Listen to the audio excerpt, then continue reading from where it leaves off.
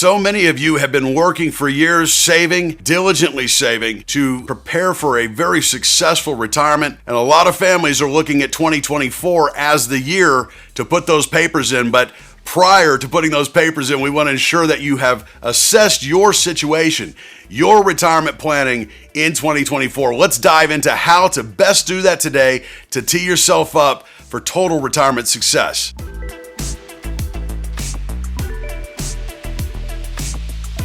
Good day, everybody. I'm Chris Heerlein here of Reap Financial. Thanks for tuning into our channel today, where we drop new content every Wednesday. If you like what you see here, hit the subscribe button down below. So when you're assessing your retirement readiness here in 2024, one of the first things you got to ask yourself is, where am I as far as my nest egg? Where am I as far as my budgetary? Where am I as far as my expenses?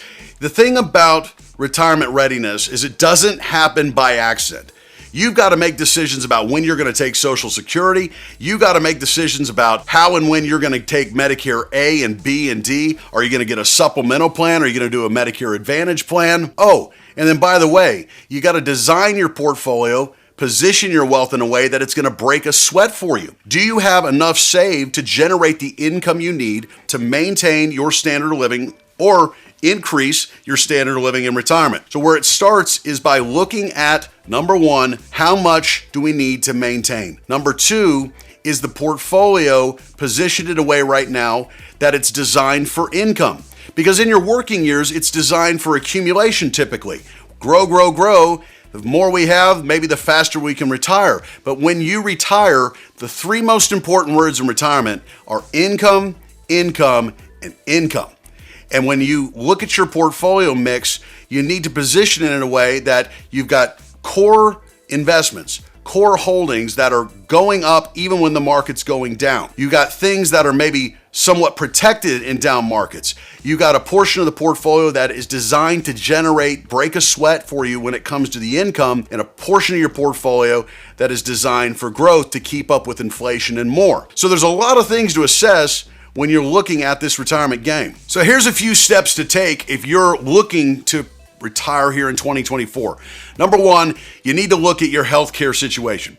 Okay, if you're currently employed, you may be on an employer healthcare plan. Now, if you're not 65, you're not eligible yet for Medicare. So this means you're going to need to go into the marketplace, the exchange program, or Obamacare type of healthcare plan. And you need to be able to budget for this. We see these can range anywhere from $700-800 a month per person. There are families out there that can qualify for government subsidies, but you need to have a plan together for your healthcare. We cannot afford to have a healthcare gap between now and your Medicare age.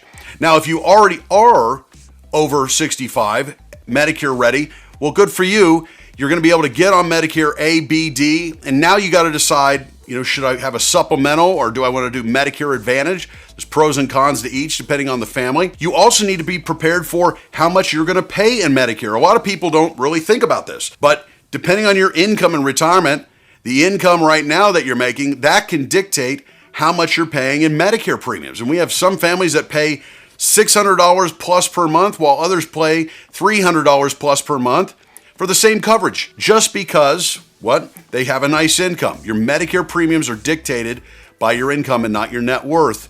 Another thing you need to plan for, when you think about Social Security, when you think about that number in the right-hand side of the statement, you look at that number at face value and you go, okay, I'll have that coming in plus this. But remember, for the majority of Americans, over 80% of Americans, you're going to pay tax on your Social Security. Up to 85% of your benefit will be taxed at your marginal bracket. So you need to consider the net number, not the gross number that's on the statement, but how much are you actually going to see hitting your bank after they take out tax and after they take out the Medicare premium.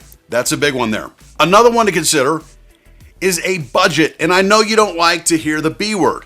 Most people in your working years, particularly your highest earning years pre-retirement, you're not living on a budget. Let's be honest. You're paying off the credit card every month. You're getting your miles. You kind of have an idea of what you can and can't spend throughout the year to stay within the parameters. But see, when you retire, the paycheck stops. There's only so much money. And I've preached this for years to you on YouTube, KXAN, KLBJ, our very own clients. The most important number in your retirement plan is not the rate of return. It's not how much Social Security you're going to get. It's not the inflation rate. It's the budget. It's the budget. And $500, $1,000 plus or minus either way can make or break a retirement plan. Another thing to consider, where are you retiring? Are you retiring in Central Texas? Are you going to move out of Texas to a state, maybe to follow the grandkids or the kids or grandkids for that matter? Maybe you want to downsize, get out of the Texas heat, whatever it is.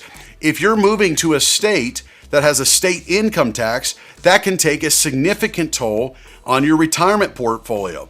If you're doing your planning here in Texas where there's no state income tax, yet moving to a state that does, you would be shocked to see. We see changes in the net value of people's portfolio at end of life could be $150,000, $300,000 less in their portfolio over a 30-year retirement because of the state income tax. So you really got to factor and decide where you're going to live and if you can afford to live there for that matter. You know, every week at REAP Financial here in Austin, we retire successful families just like you, and we help them design plans, written plans that are going to be updated throughout the year and years so that they can spend confidently. They know when they need to take Social Security.